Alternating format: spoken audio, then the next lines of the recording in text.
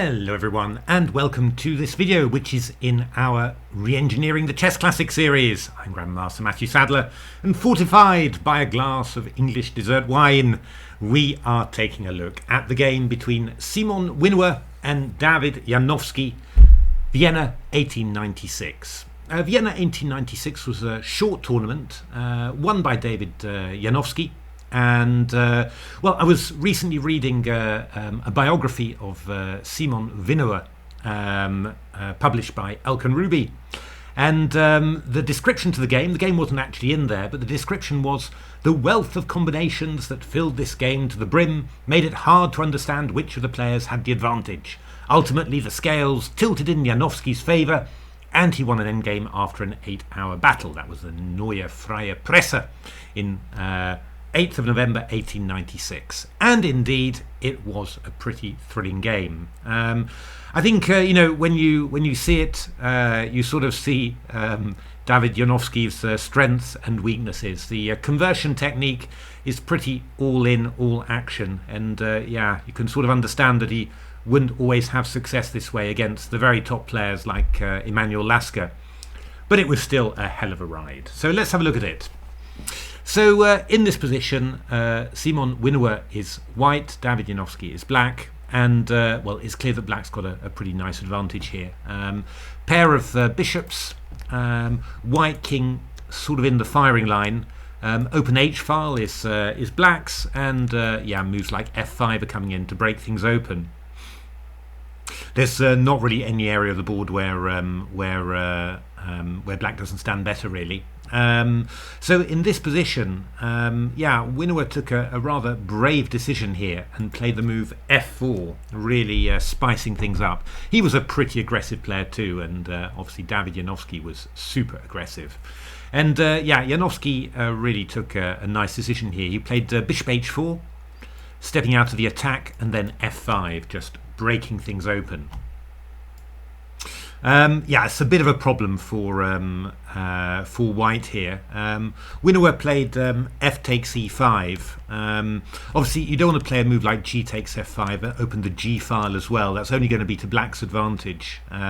Always e takes f5 is met by bishop d5, which is really embarrassing. The engines tried to play g5, actually, just trying to keep it close, you know, keep this this bishop passive on h4, but yeah, after takes and d3, you know, again things were really getting opened up, and yeah, just a lot of black wins in this position.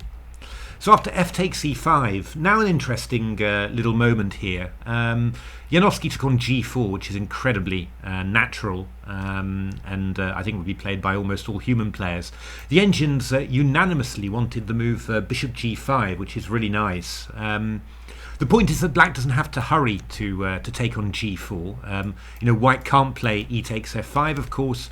G takes f5 will just open up the g file, which is going to be quite nice. And well, the bishop on g5 keeps the white pieces kind of boxed in. This bishop is going to come into e3. Also opens the h file so that the queen is going to be attacking h2. It's just a really nice move, and of course we can threaten f takes g4 later. The little problem of f takes g4, not really a problem, but white can play queen f4, and you know, that black bishop isn't quite getting back to g5 yet, which is a little bit annoying.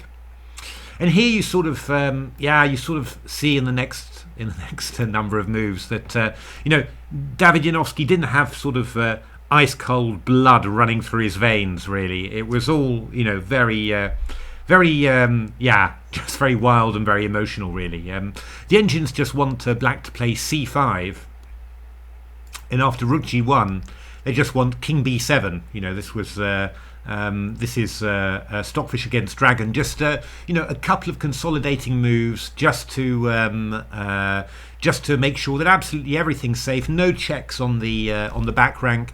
d4 pawn protected, and then afterwards you start coming in with rook f8 and bishop f2 and you know, bishop e3. Don't even bother taking the rook, and you've got ideas like rook h8. You know, that was the really cool and calm way to play. Just understand basically that white's got nothing in this position, and you can just play some moves consolidating. Well, Janowski went really all in. So bishop d8, rook g1 from Winawer, and then queen h7. And again, the engines, you know, just want the move c5 here. just protect the pawn on d4, and then we're going to play moves like rook h3 and queen h7, and just line in like that. That's how it has to be, But after rook g1, Janowski went queen h7, and the pawn on d4 went. And even if this was a good idea, which it isn't particularly, it would be, you're just asking so much of yourself to calculate all this stuff, and why wouldn't you defend the d pawn before moving your queen? It's one of those things. Now, I don't know whether Janowski saw this idea and thought it was completely winning, and of course, well, the bishop is attacking the queen, and if the queen takes, then queen takes h2 follows. But queen g3 was played by Winawer, and queen f4, and I don't know whether you know Winawer at all, actually, but he was, the story goes that when he played in his first international tournament, it was almost by accident. He was a businessman travelling to, I think it was the Paris Exhibition Fair, and he saw there was a chess tournament, found it was the entry fee was a bit expensive, but decided to pay, and then as a complete amateur just defeated player after player, famous player after famous player, and only missed out on the win at the tournament at the very last moment. Well, this biography I was reading, it nuances that a bit, but the fact remains that he was an exceptionally talented player, an amateur, and despite that, he was a very, very strong player for very many years. I mean, he didn't play for about 10, 12 years, and then came back in 1882, 1883, and just got some amazing performances in top tournaments, and then didn't play again, and then came back in 1892, still performing well. So he's a very tough cookie, this guy, and doesn't give up at all. So he's going to make sure that Janowski is going to have to work for the win, and Janowski kept on going. G5, queen f6. And now played the move bishop g3, and here the engine starts screaming, totally winning for white. So like in the space of 3 or 4 moves, somehow Janowski's lost control completely, and he's now actually losing this completely winning position. So queen e6 check played, king b8, but here Janowski made Winawer made a huge blunder here. It's one of the things that you think of instantly. Well, shouldn't I be throwing in knight takes c6 and seeing what's happening with the with the black king here? Obviously, if you go king b7, I go knight a5 check, and I'm always going to work my way to the king. So the king has to go to a8, and then you play knight g4, and actually you are completely winning as white here. I mentioned that Winawer thought that he should keep this knight close to the white king, so that it could defend some squares, but actually it just ends up getting completely in the way, and we get queen h3 check, king f3, and just bishop takes c5 check. Really simple. King e2, bishop takes d4, and suddenly, well, black's still a pawn down, but there's a lot of obviously a lot of danger around the white king. So Winawer played rook f1, queen g2 check, king e1, and here the 40th move. I don't know whether that was a time control in those days. Their time controls were quite strange, but quite noticeable that on the 40th move something wrong happened, because here Janowski took on c2, which gave Winawer the chance to play queen b3 in exchange of queens. And all of a sudden the queens are off, material is equal, and you're thinking, oh my goodness, is this just a draw? What Janowski should have played is bishop b6 here. So just protecting the black king. There's not queen takes c2, queen b3 anymore, and you're just basically relying on on the strength of your pieces here to win the game. So queen f6, a move like rook h3, for example, queen g5, and then king b7, very nice from Dragon. And basically you're going to line up on this knight, and this white king is still in lots and lots of danger. And all of the black games were just ending in wins.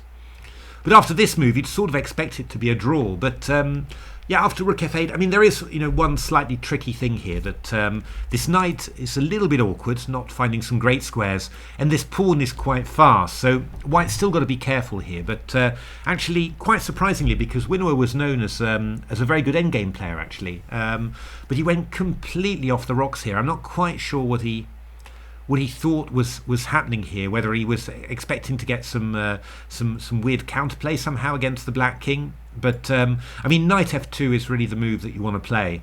You know, the idea then is that if you go g4, you've always got moves like rook g8. So you're sort of holding, you know, you're holding black at bay here basically. And you know, black's still got some chances. Rook f5, c5, knight d1. You know, it's still pleasant for black, but it's not losing for white at all. The Indians were making a lot of draws here. But after knight f6, this is completely losing because after g4, yeah, this knight is too far forward really. I mean, it's just you know, it's not getting back, and well, we've got a lot of threats here in order to help this pawn queen. So knight d7, rook h1 check. You know, this bishop is superb. You can't get the king close to the pawn. King e2, rook h2 check. King f1 and g3, and well, we're threatening g2 to g1. We've got rook f2 checks. You know, it's just all horrible really. So rook b8 check, king a6. I don't know whether you know, Winawer thought that that he'd somehow get some counterplay here, but I mean, he's just way too slow.